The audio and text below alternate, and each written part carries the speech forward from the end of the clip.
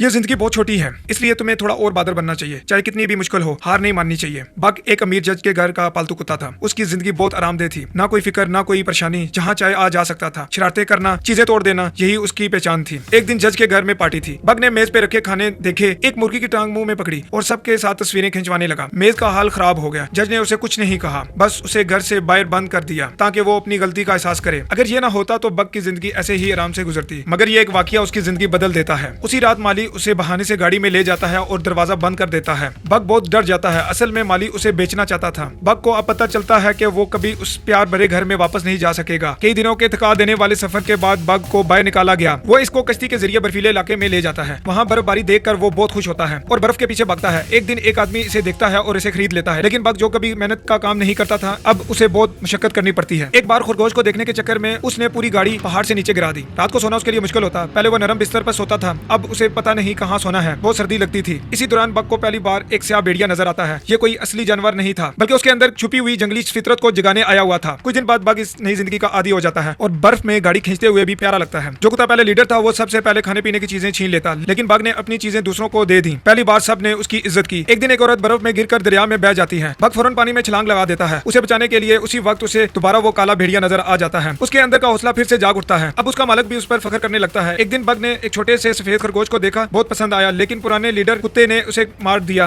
Bug को बहुत गुस्सा आया। फिर उसने लीडर को चैलेंज किया और पहले तो मार खाई, लेकिन बाकी कुत्तों ने इसे हिम्मत दी। तीसरी बार वो स्याह भेड़िया आया। अब की बार इसने जंगली ताकत जगा ली। उसने जालिम लीडर को हरा दिया। अगले दिन जब नया लीडर चुना जा रहा था तो बग आगे बढ़ा। पहले तो मालिक को यकीन ना आया, लेकिन बग की आंखों में हौसला और उसके कदमों में ताकत देकर उसे मुंतखब कर लिया। अब गाड़ी बहुत तेज चलने लगी, जैसे कोई जंगली घोड़ा हो। रास्ते में बर्फानी तोता आया। मालिक ने एक तरफ जाने को कहा, मगर बग को एक गार नजर आया। उसने खुद फैसला किया और सबको गार में ले गया। सब बच गए। आखिरकार सूरज के गुरूब होने से पहले वो सब शहर वापस पहुंच गए। लोग खत पाकर खुश हुए, लेकिन बग को एहसास हुआ कि शायद वो इंसानों की दुनिया का नहीं रहा।